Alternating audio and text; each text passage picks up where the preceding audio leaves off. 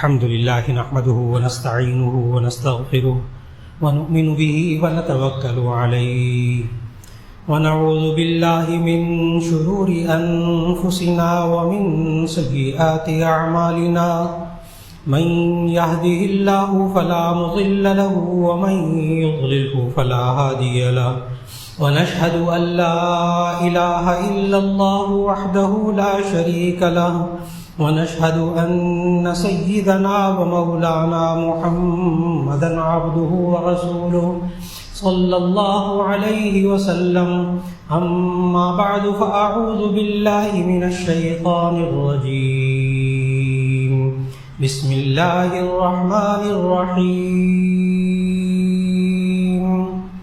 وأما ما ينفع الناس فيمكث في الأرض وقال تبارك وتعالى ثم قست قلوبكم من بعد ذلك فهي كالحجارة أو أشد قسوة وإن من الحجارة لما يتفجر منه الأنهار وإن منها لما يشقق فيخرج منه الماء وإن منها لما يهبط من خشية الله وما الله بغافل عما تعملون صدق الله العظيم.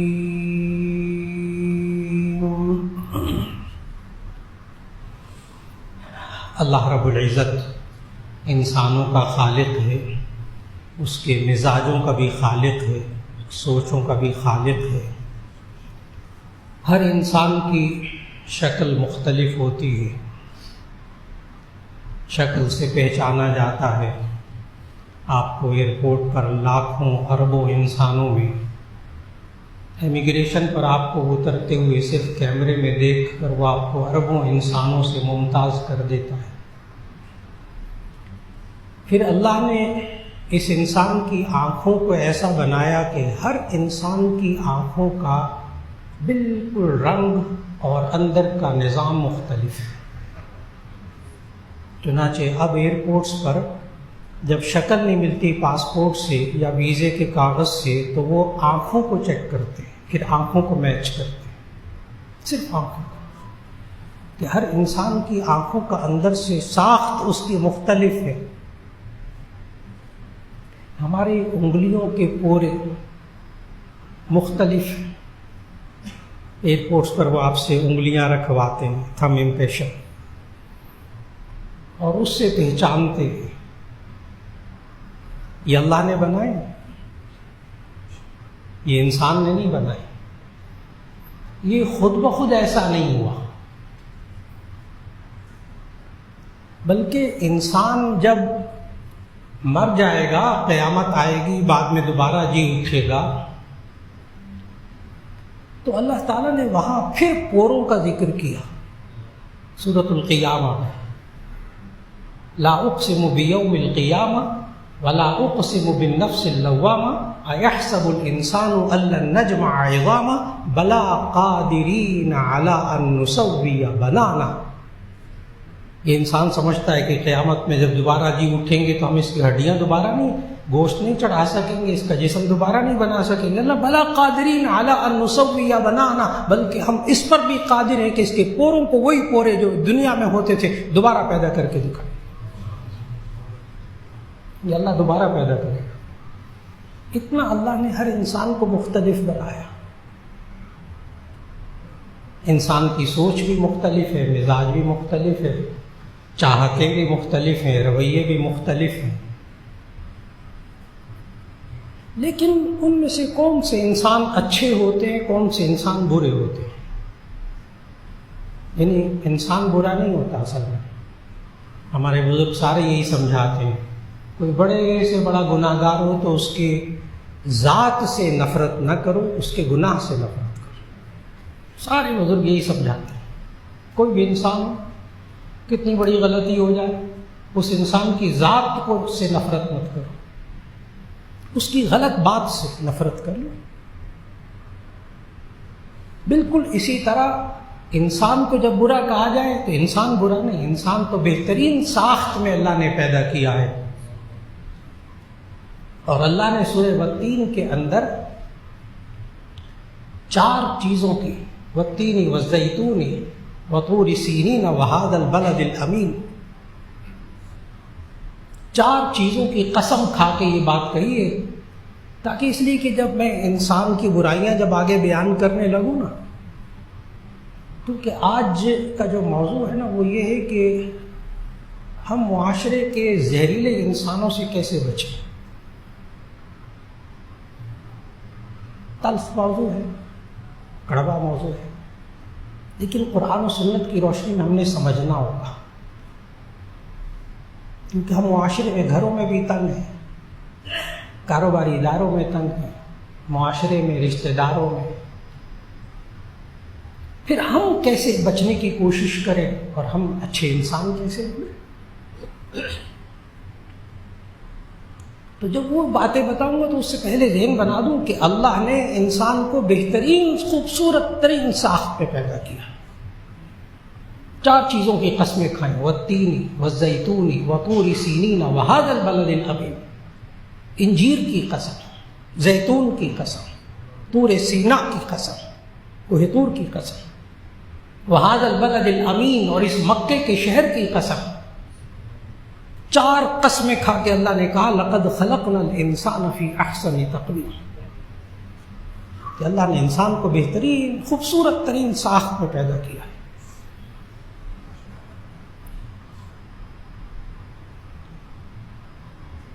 ہمارے اکابر میں سے بعض مفسرین نے اس آیت کی تفسیر میں ایک واقعہ لکھا ہے، تاکہ انسان کی بہترین ساخت میں پیدا کیا گیا کہ ایک نوجوان نے قسم اٹھا لی، اگر میری بیوی، ہونے ماں باپ کو کہا، اگر میری ہونے والی بیوی چاند سے زیادہ خوبصورت نہ ہوئی تو اس کو ابھی سے طلاق دے دو۔ چنانچہ اس وقت کے جو علماء تھے، مفتیان کرام، جب شادی ہوئی اس کی تو اللہ کی شان کی وہ ذرا عام سی شکل کی تھی، مفتیان سے فتویٰ طلب کیا گیا تو انہوں نے بھی لکھا کہ بتایا کہ طلاق ہو گئی، کیونکہ چاند سے زیادہ خوبصورت نہیں ہے تو طلاق ہو گئی۔ حضرت مولانا مفتی شفیع صاحب رحمۃ اللہ علیہ نے معارف القرآن میں اس آیت کی تفسیر میں یہ والا واقعہ بھی لکھا ہے۔ بات ہوتے ہوتے امام ابو حنیفہ رحمۃ اللہ علیہ تک پہنچے، فقیہ اعظم، استدلال، دلیل کی قوت، ان کے پاس جب بات پہنچی تو امام ابو حنیفہ رحمہ اللہ نے کہا طلاق نہیں ہوئی، طلاق نہیں ہوئی،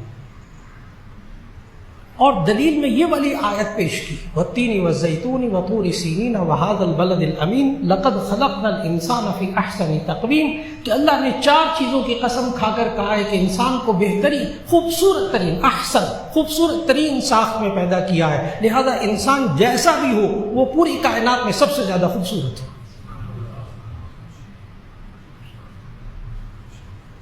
امام ابو حنیفہ کے اس استدلال کو بھی دان دیجیے، کمال ہے، اتنا اچھا انسان۔ لیکن اس انسان کی کیفیات کے بارے میں اللہ تعالیٰ نے 4 قسم کے انسان بتائے سورۃ البقرہ کی اس آیت میں جو شروع میں تلاوت کی۔ ثم قست قلوبكم من بعد ذلك فهي كالحجارة أو أشد قسوة وإن من الحجارة لما يتفجر منه الأنهار وَإِنَّ مِنْهَا لَمَا يَشَّقَّقُ فَيَخْرُجُ مِنْهُ الْمَاءُ وَإِنَّ مِنْهَا لَمَا يَهْبِطُ مِنْ خَشْيَةِ اللَّهِ۔ اللہ نے پتھروں کی قسمیں بیان کر کے انسانوں کی قسمیں بیان کی ہیں۔ ثم قصد آیت کے آغاز سے بھی اندازہ ہوتا ہے کہ یہ پتھروں سے مراد انسان ہے، تشبیہ انسانوں سے ہو رہی ہے۔ ثم قست قلوبکم من بعد ذلک، پھر ان کے دل سخت ہو گئے پتھر کی طرح، او اشد قسوہ، یا اس سے بھی زیادہ سخت ہو گئے۔ اور آخر آیت کا آخر جو جملہ ہے وہ بھی اس بات پر دلالت کر رہا ہے کہ یہاں انسان مراد ہے. وَاللَّهُ بِغَافِلٍ عَمَّا تَعْمَلُونَ، اللہ ان چیزوں سے غافل نہیں ہے جو تم کرتے رہتے ہو. تو آیت کا آغاز اور اختتام دونوں بتا رہے ہیں انسان کے بارے میں، صرف پتھروں کی قسم نہیں اللہ نے بتائی.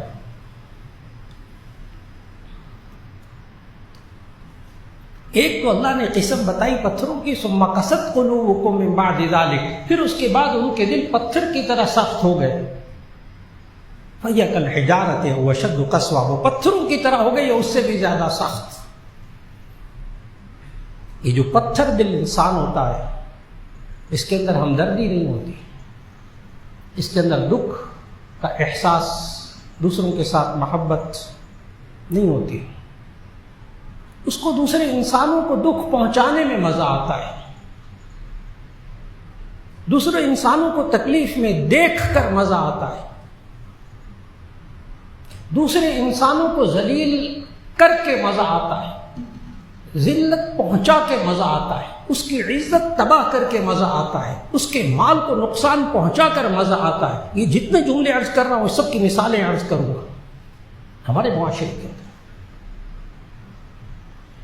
بے عزت کر کے مزہ آتا ہے، مال کو نقصان پہنچا کر مزہ آتا ہے، جان کو نقصان پہنچا کر مزہ آتا ہے.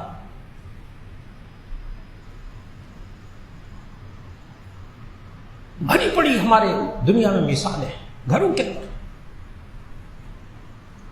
بیوی کو مار رہا مزہ آ رہا، بچوں کو مار رہا مزہ آ رہا، اپنے دوستوں کو احباب کو تکلیف پہنچا رہا، دوسرے کے مال کو ضائع کر کے مزہ آ رہا. دیکھا اس کو کیسا مزہ چکھایا، اتنا نقصان پہنچا دیا اس کو. میں نے کاروبار میں لوگ کہکے لگا کر بیان کرتے ہیں یہ والی باتیں. دیکھا اس کو کتنا نقصان پہنچایا میں نے مالی طور پر. لوگ کہکے لگا کر بیان کرتے ہیں دوستوں یاروں میں. اس کو دوسرے کو مال کو نقصان پہنچا کر مزہ آتا ہے. الٹی سیدھی بات کر دی، لوگوں کے نزدیک بے عزت ہو گیا، کہنے لگا دیکھا پھر کیسا ذلیل کروایا میں نے. ہنس ہنس کر بتاتا ہے، خوش ہوتا ہے. پتھر دل انسان او اشد قسوہ، یا اس سے بھی زیادہ سخت. ظاہر جس کو اللہ پتھر دل انسان کہہ رہا ہے، اور جو باقی قسمیں پتھروں کی وہ 3 قسمیں اور بھی ذہن میں لائیے تاکہ انسان سمجھ سکے میں اس طرح کا تو نہ بنوں پتھر. دوسری قسم اللہ نے پتھروں کی بتائی ہے، وَإِنَّ مِنْهَا لَمَا يَتَفَجَّرُ مِنْهُ الْأَنْهَارُ. بعض پتھر وہ ہوتے ہیں جن میں سے نہریں پھوٹتی ہیں، چشمے پھوٹتے ہیں. بعض پتھر ایسے ہوتے ہیں جس میں سے چشمے پھوٹتے ہیں، انسانوں کو فائدہ پہنچتا ہے، لوگ پیاس بجھاتے ہیں، لوگوں کی زندگیاں اس پر بستی ہیں جہاں چشمہ پانی کا نکل آتا ہے. پہاڑی علاقوں کے اندر یہی ہوتا ہے، جہاں چشمہ ہوتا ہے وہاں آبادی ہوتی ہے.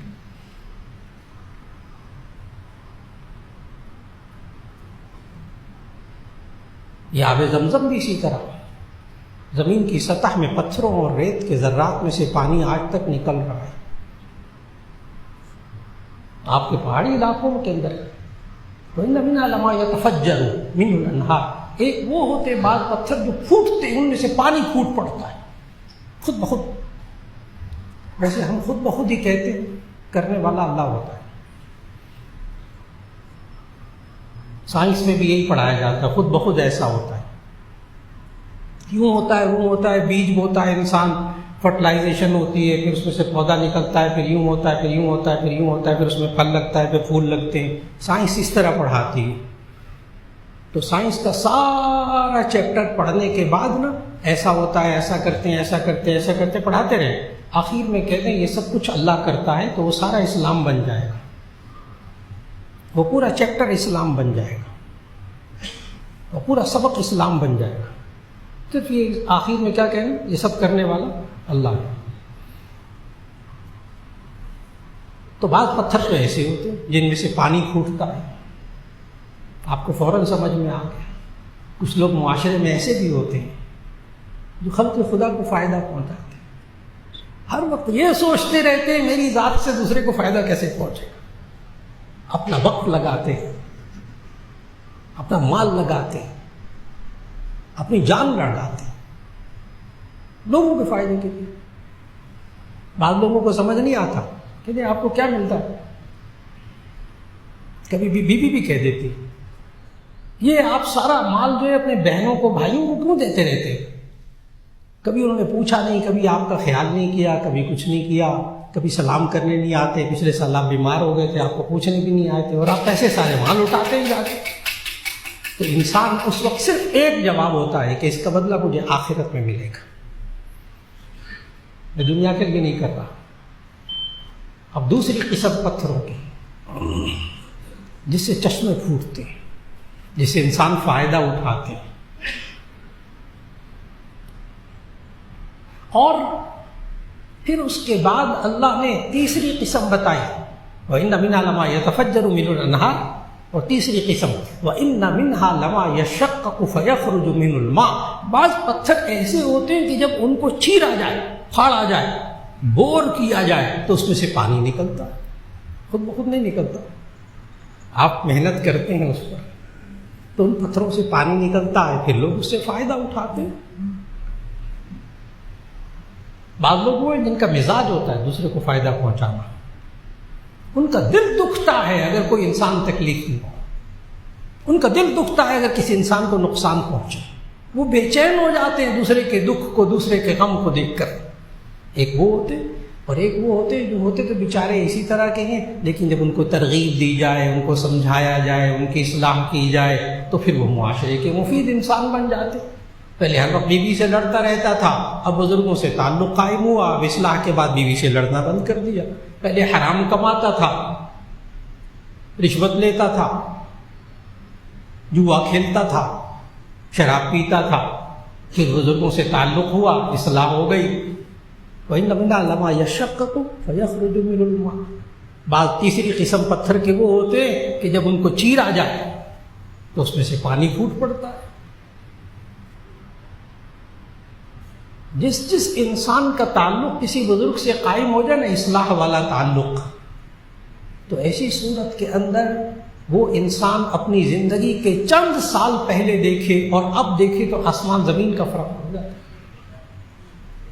پہلے اس کی زندگی کیا تھی، اب اس کی زندگی کیا ہے، اور وہ بزرگ کیا کام کرتے ہیں کہ اس کی زندگی کو قرآن و سنت کے مطابق بنانے کی کوشش کرتے ہیں۔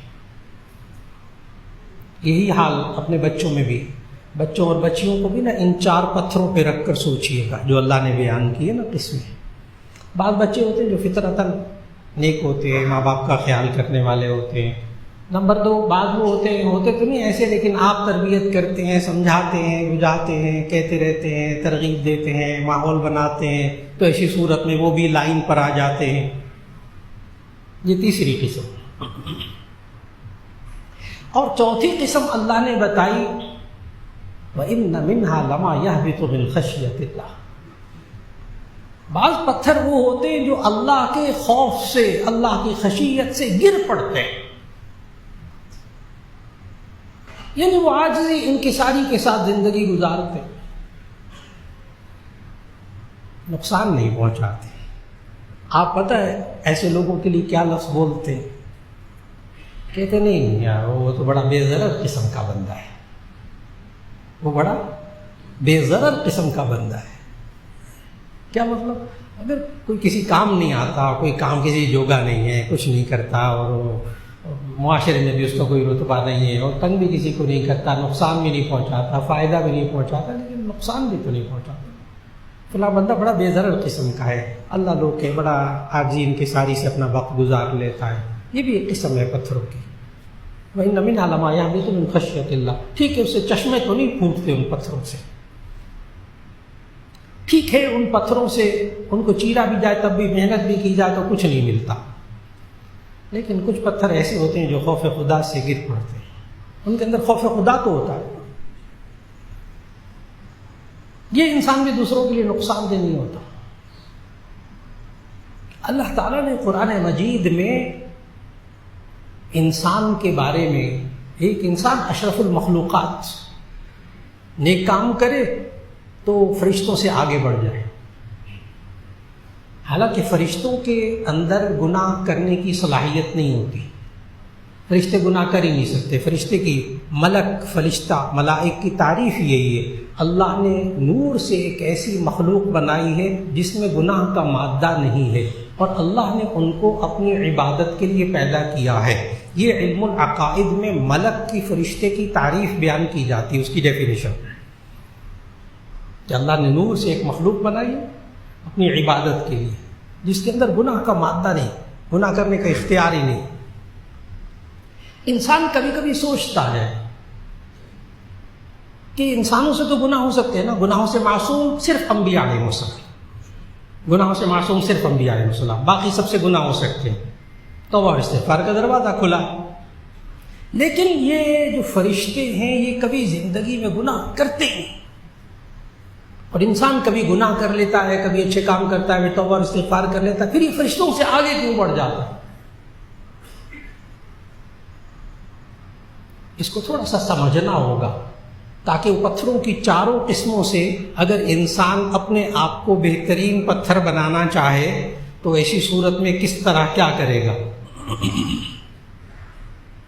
یہ انسان نیک کام کر کے فرشتوں سے آگے کیسے بڑھ جاتا ہے، جبکہ فرشتے تو زندگی میں کبھی گناہ کرتے ہی نہیں، کر سکتے ہی۔ تو اس کو بڑے آرام سے سمجھنا ہے۔ اللہ نہ کرے کوئی شخص اگر نابینا ہو، اس کو نظر نہ آتا، دیکھ نہ سکتا، وہ اگر کہے میں نے آج تک گناہ کی چیزیں نہیں دیکھی تو کوئی کمال نہیں، نابینا کا کوئی کمال نہیں، بیچارے نے دیکھا، وہ دیکھ ہی نہیں سکتا۔ اگر کوئی انسان گونگا ہو، بول نہ سکتا ہو، وہ کہے میں نے آج تک جھوٹ نہیں بولا، کوئی کمال نہیں، بول ہی نہیں سکتا۔ کوئی انسان سن نہ سکتا ہو، بہرا ہو، اور کہے میں نے آج تک غیبت نہیں سنی، میں نے آج تک گانے نہیں سنے، کوئی کمال سن ہی نہیں سکتا۔ کمال تو اس انسان کا ہے نا جو دیکھ سکتا ہو پھر نہ دیکھے بری چیز، کمال تو اس انسان کا ہے نا جو سن سکتا ہو پھر بری چیز نہ سنے، کمال تو اس انسان کا ہے نا جو بول سکتا ہو پھر بری چیز نہ بولے۔ فرشتے گناہ کر ہی نہیں سکتے، تو اگر نہ کریں تو ان کا کوئی کمال نہیں۔ یہ انسان کا کمال ہے کہ جو گناہ کر سکتا ہے پھر نہ کرے، ہو جائے پھر توبہ اور استغفار کر کے اپنے بیلنس کو پھر برابر کر لے، پھر صاف ستھرا، کمال اس کا ہے۔ اس لیے یہ فرشتوں سے آگے بڑھ جاتا ہے، اس لیے یہ اشرف المخلوقات ہے، اس لیے اللہ نے کہا وَلَقَدْ كَرَّمْنَا بَنِي آدم، ہم نے بنی آدم کو بڑی عزت بخشی۔ لیکن اس بنی آدم کو عزت تو بڑی بخشی تھی، لیکن اللہ نے کہا کہ کبھی کبھی یہ بدترین حالت میں چلا جاتا ہے۔ ایک تو اللہ نے مثال یہاں دی، ثم قست قلوبکم من بعد ذلک فہی کالحجارۃ واشد قسوہ، پتھر سے زیادہ سخت اتنا گر جاتا ہے۔ ایک اللہ نے قرآن میں مثال دی، اولئک کالانعام بل هم اضل، اولئک کالانعام بل هم اضل، یہی وہ لوگ ہیں، یہی وہ انسان ہیں جو چوپایوں کی طرح ہو جاتے، بلکہ ان سے بھی بدتر ہو جاتے، جانوروں سے بھی بدتر ہو جاتے۔ جانوروں کی مثالیں بھی اللہ نے قرآن میں دی ہیں، اس میں بھی انسانوں کو سمجھایا۔ یہ جو جانور ہے نا، اس کو ہم منطق میں کہتے ہیں حیوان، اور انسان کی تعریف کرتے ہیں منطق میں، لاجک میں، حیوان ناطق، بولنے والا انسان حیوان ناطق، بولنے والا۔ اور یہ جو جانور ہیں سارے یہ حیوان، ویسے تو بکری بھی بولتی ہے، بلی بھی بولتی ہے، مرغی بھی بولتی ہے، پھر وہ ناطق کیوں نہیں، بولنے والے تو وہ بھی ہیں، بھینس بھی بولتی ہے۔ تو اس کا جواب دیا جاتا ہے کہ ناطق سے مراد بولنے والا، یعنی اپنی ما فی الضمیر کو بیان کرنے والا۔ جو سمجھ اور عقل اس انسان کے اندر ہے، وہ سمجھ اور عقل اور وہ بولنے کی قوت جانوروں میں نہیں ہے۔ ویسے جسے میں آپ کو پوری بات سمجھا رہا ہوں، ایک حیوان ناطق، ایک بولنے والا انسان، اتنی اچھی طرح بحث آپ کو نہیں سمجھا سکتی، آپس میں وہ ایک دوسرے کو سمجھا لیتے ہوں گے، بکری ایک دوسرے کو سمجھا لیتی ہوگی، طوطے ایک دوسرے کو سمجھا لیتے ہوں گے، لیکن یہ انسان جس کو اللہ نے افضل بنایا، یہ کبھی کبھی اللہ کہتا ہے اولئک کالانعام بل ہم اضل، یہ تو چوپایوں کی طرح ہے، بلکہ اس سے بھی بدتر۔ اگر آپ غور کریں تو چوپایوں کی بھی 4 قسمیں ہیں، تاکہ وہ 4 پتھر بھی ذہن میں رہیں۔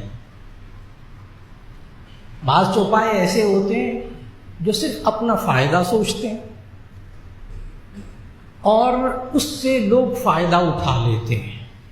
ایک قسم کے تو وہ ہیں جانور، جیسے گائے، بھینس وغیرہ، جس کا دودھ بھی آپ پیتے ہیں، گوشت بھی آپ کھاتے ہیں۔ ایک وہ جانور اللہ نے بنائے جس سے خلق خدا کو فائدہ پہنچتا رہتا ہے۔ کچھ جانور ایسے ہیں جو خلق خدا کو تکلیف پہنچاتے ہیں اور ایسی صورت میں نقصان بھی کرتے ہیں، ان کا مزاج ہے، جیسے شیر، چیتا، کتا وغیرہ، اگلے کو نقصان پہنچانا، مارنا، داڑنا، ان کا مزاج۔ ان کو تسلی اس بات سے ہوتی ہے۔ بعض جانور اللہ نے ایسے بنائے کہ جو دوسروں کو فائدہ بھی پہنچاتے ہیں، نقصان بھی پہنچاتے ہیں، جیسے شہد کی مکھی، اس کو اللہ نے بنایا انسان کے فائدے کے لیے۔ سورہ نحل میں اللہ تعالیٰ نے اس کی پوری کیفیت بتائی۔ اور پھر اللہ نے بعض جانور ایسے بنائے کہ جس سے انسان کو صرف نقصان پہنچتا ہے، یہ بھی اللہ نے بنا۔ اور بعض جانور ایسے ہیں جو اللہ نے بنا انسان کو نہ فائدہ نہ نقصان، بس ٹھیک ہے، زندگی گزارتے ہیں۔ یہ جانور جس سے آپ دودھ حاصل کرتے ہیں، انسان کو فائدہ پہنچاتے ہیں، اللہ نے مثال دے کر سمجھایا، من بین فرس ودم لبنا سائغا للشاربین۔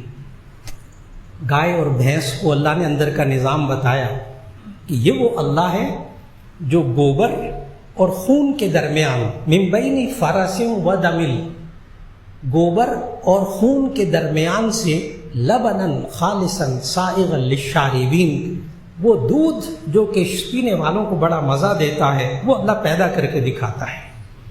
کھاتے ویسے بھی بھینس گائے وہ گھاس دانا پتہ نہیں کس کس رنگ کی چیزیں، لیکن ان سے اللہ نکالتا ہے دودھ۔ اس سے اللہ نے ہمیں سمجھایا زندگی کے اندر کہ آپ کو معاشرے میں انسان اچھے بھی ملیں گے، برے بھی ملیں گے، گوبر والے بھی ملیں گے، خون والے بھی ملیں گے، لیکن اللہ کی اس قدرت پر آپ یقین رکھیں کہ انہی میں سے اللہ دودھ بھی نکال کے دکھائے گا۔ اگر گھر میں بیوی ایسی ہو جس سے مزاج مختلف ہوتے، سوچیں مختلف ہوتی، آپ کو بعض باتیں بری لگتی، لیکن اللہ اس سے خیر بھی پہنچا کے دکھاتا۔ کچھ انسان معاشرے میں اگر آپ کو برے بھی لگتے ہو نا، تو میں نے کہا انسان سے نفرت نہیں کرنی، شروع میں نے ایک بات بتائی، انسان سے نفرت نہیں کرنی، بلکہ اس کے گناہ سے نفرت۔ اللہ نے گھر کے افراد میں بیوی سے اگر کوئی ناپسند باتیں معلوم ہو رہی ہوں تو اللہ نے ایک ادب سکھایا۔ اب میں بات عرض کر رہا ہوں کہ اگر انسان نقصان پہنچانے والے ہوں یا آپ کو ناپسند ہوں، آپ نے کیا کرنا ہے، آپ نے کیا سوچ، ہماری کیا سوچ ہونی چاہیے اس معاشرے میں رہتے ہوئے، جہاں یا اس ادارے میں رہتے ہوئے یا اس گھر میں رہتے ہوئے یا اس خاندان میں رہتے ہوئے۔ اس میں بیوی سے شروع کرنے لگا۔ بیوی کی کچھ باتیں بری لگتی ہیں، ناپسندیدہ، آیت سنانے لگا ہوں۔ اللہ نے قرآن مجید میں کہا وَعَاشِرُوهُنَّ بِالْمَعْرُوفِ، ان عورتوں کے ساتھ تم رہنا سہنا اچھے طریقے سے رکھو، دستور کے مطابق، ان کے ساتھ معاشرت رکھو دستور کے مطابق اچھی طرح۔ پھر آگے پتہ اللہ نے کیا کہا، فَإِن كَرِهْتُمُوهُنَّ، کاش آیت یہ سمجھ میں آ جائے آج گھر میں شوہروں کو، کاش اس آیت کا ترجمہ سمجھ میں آ جائے، وَعَاشِرُوهُنَّ بِالْمَعْرُوفِ فَإِن كَرِهْتُمُوهُنَّ فَعَسَىٰ أَن تَكْرَهُوا شَيْئًا وَيَجْعَلَ اللَّهُ فِيهِ خَيْرًا كَثِيرًا۔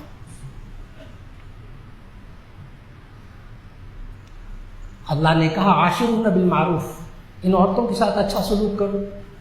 فَإِن كَرِهْتُمُوهُنَّ، اگر تمہیں ان کی کچھ باتیں ناپسند لگیں، فَإِن كَرِهْتُمُوهُنَّ، اگر تمہیں ان کی باتیں کچھ ناپسند لگے، فَعَسَىٰ أَن تَكْرَهُوا شَيْئًا، تو ہو سکتا ہے آپ کسی بات کو ناپسند کرتے ہوں، وَيَجْعَلَ اللَّهُ فِيهِ خَيْرًا كَثِيرًا، اور اللہ نے اس میں بڑی بھلائی رکھی ہو سکتا ہے آپ کسی بات کو ناپسند کرتے ہوں اور اللہ نے اس میں کیا رکھی ہو، بھلائی رکھی ہو۔ یہاں مفسرین نے لکھا کہ یہاں بیویوں کی طرف سے گناہ مراد نہیں ہے، یہ توجہ رکھیے گا، یہاں گناہ مراد نہیں ہے۔ کیوں؟ اس لیے کہ گناہ کے اندر تو اللہ کبھی خیر نہیں رکھ سکتا نا۔ اللہ نے کیا کہا، ہو سکتا ہے تمہیں کچھ باتیں ناپسند اس کی لگتی ہوں، فَيَجْعَلَ اللَّهُ فِيهِ خَيْرًا كَثِيرًا، اللہ اس میں بڑی بھلائی رکھ دے، تو بھلائی اللہ گناہ میں تو کبھی نہیں رکھے گا۔ یہاں گناہ مراد نہیں ہے، اللہ اور اس کے رسول کی نافرمانی مراد نہیں ہے، عام مزاج کی باتیں، عام گھریلو باتیں۔ معلوم ہوا یہ انسان معاشرے میں رہتے ہوئے اگر کبھی اس کو زہریلے انسان مل جائیں، زہریلے انسان کی پہچان 4 چیزوں کو ذہن میں رکھ لیجیے۔ جو حضرات مطالعہ رکھتے ہیں نا، نفسیات کا مطالعہ رکھتے ہیں اور حالات کا مطالعہ رکھتے ہیں اور سوشیالوجی کا مطالعہ رکھتے ہیں، تو وہاں ایک لفظ بولا جاتا ہے جو آج کا میرا موضوع ہے، وہ ہے ٹاکسی پرسن۔ ٹاکسی پرسن، زہریلا انسان، ہم اسے کیسے بچیں؟ پہلی بات، بیوی ہے، بچے ہیں، گھر کے حالات ہیں، آپ کے رشتہ دار ہیں۔ نمبر 1، نقصان پہنچے تو 4 چیزیں ہیں جس سے اس کا زہر آپ تک پہنچ سکتا ہے، اس سے پھر ہم بچنے کی کوشش بھی کریں گے۔ جان، مال، عزت، وقت۔ اگر کسی انسان سے زہر تکلیف پہنچنی ہوگی، 4 چیزوں میں سے 4 رخ ہیں جہاں سے پہنچے گی۔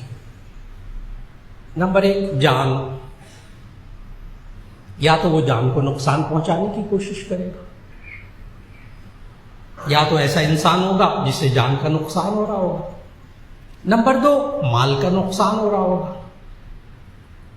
جس کو ان کتابوں کے اندر لکھا جاتا ہے، سماجیات کی، عمرانیات کی کتابوں میں لکھا جاتا ہے وسائل، وسائل سے نقصان پہنچتا ہے۔ آپ کے جو وسائل ہیں مال کے، ان کو وہ نقصان پہنچاتا ہے، یہ بھی زہریلا انسان ہے، یعنی آپ کی آمدنی کی جگہوں کو نقصان پہنچاتا ہے۔ آپ جو کام کر رہے ہیں اس کو نقصان پہنچائے گا، آپ کی فیکٹری کو، آپ کے ادارے کو، آپ کی چیزوں کو، آپ کا فلاں کو، آپ جس ذریعے سے کماتے ہیں اس ذریعے کے اندر کوئی چیز ایسی پیدا کرے گا،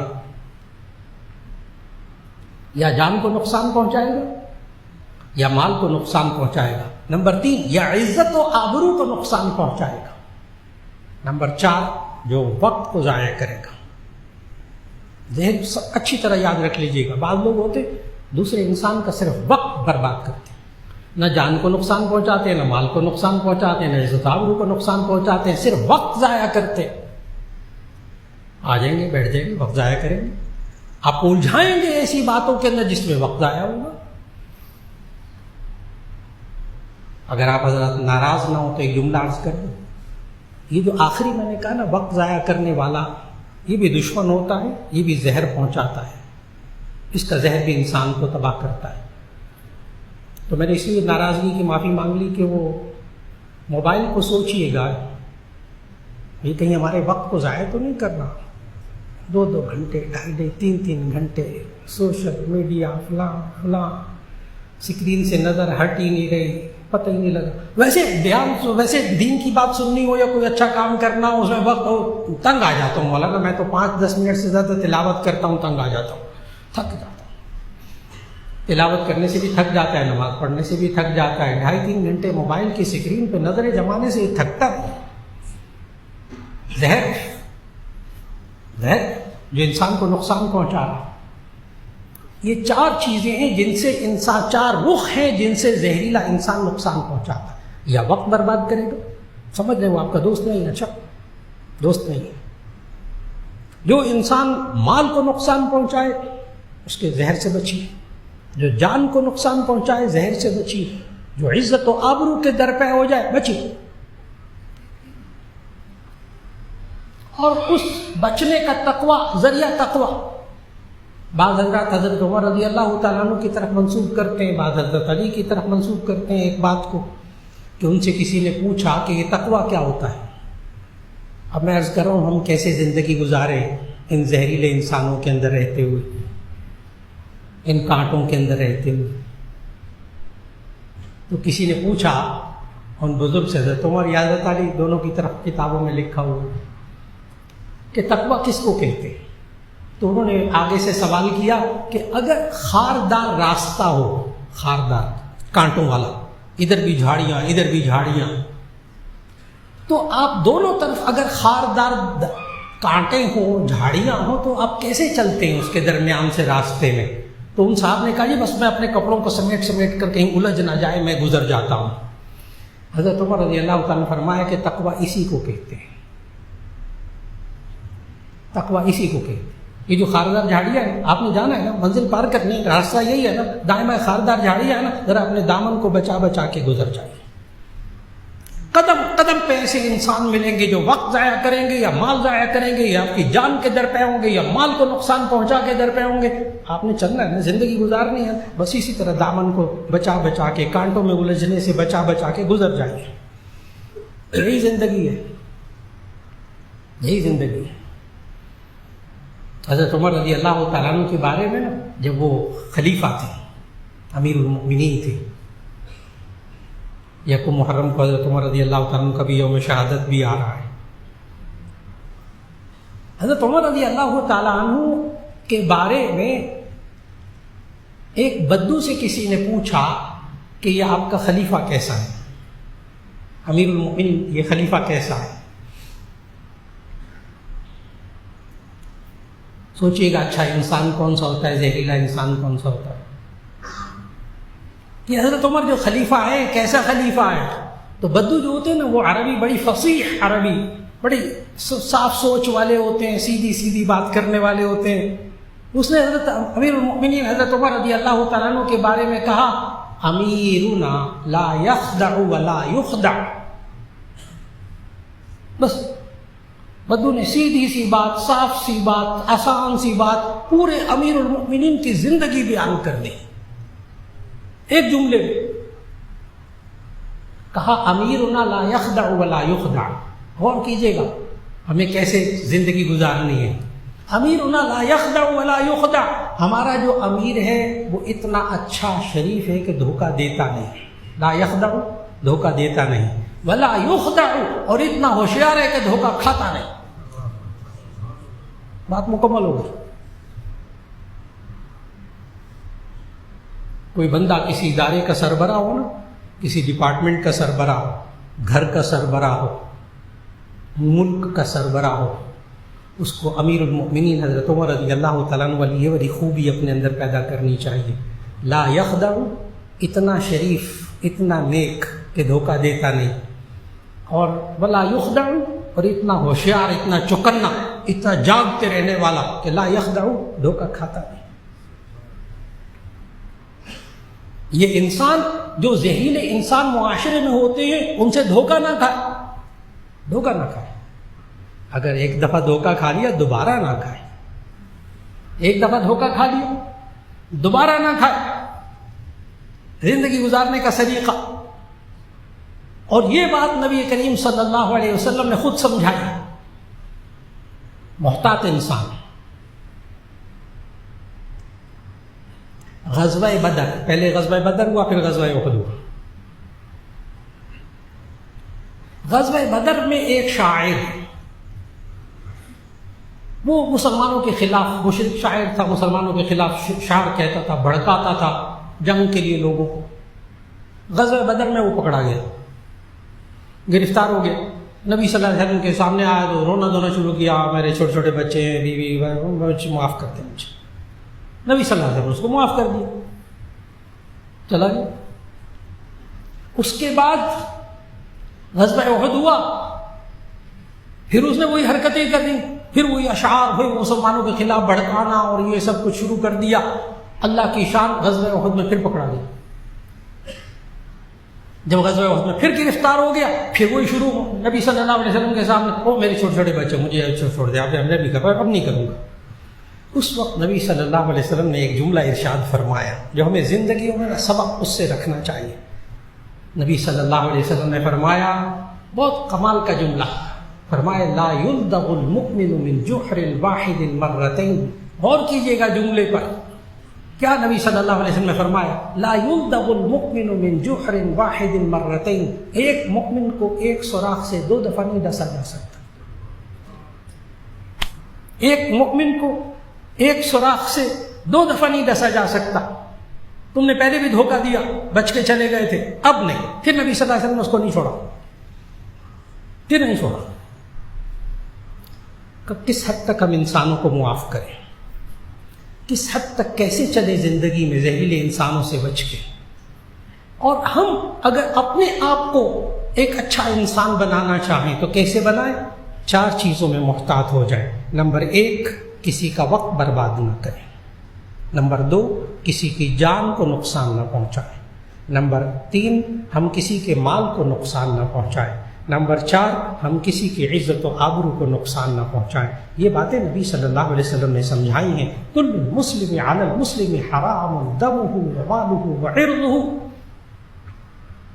ہر مسلمان وہ ہے کمال کا کہ جس کا دوسرے مسلمان پر حرام ہے، اس کی جان، اس کا مال، اس کی عزت و آبرو۔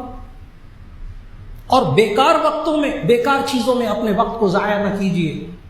اس کے لیے الگ نبی صلی اللہ علیہ وسلم نے ہدایت دی، من حسن اسلام المرء ترکہ ما لا یعنیہ، کہ انسان کے اسلام کی خوبی یہ ہے کہ وہ بیکار باتوں کو چھوڑ دے جن میں وقت ضائع ہوتا ہو۔ اللہ رب العزت ہمیں دوسروں کے اور اپنے وقت کی قدر کرنے کی توفیق دے۔ ہر شخص ایسا بن جائے کہ دوسرے کی جان، مال، عزت و آبرو کا احترام کرنے والا بن جائے۔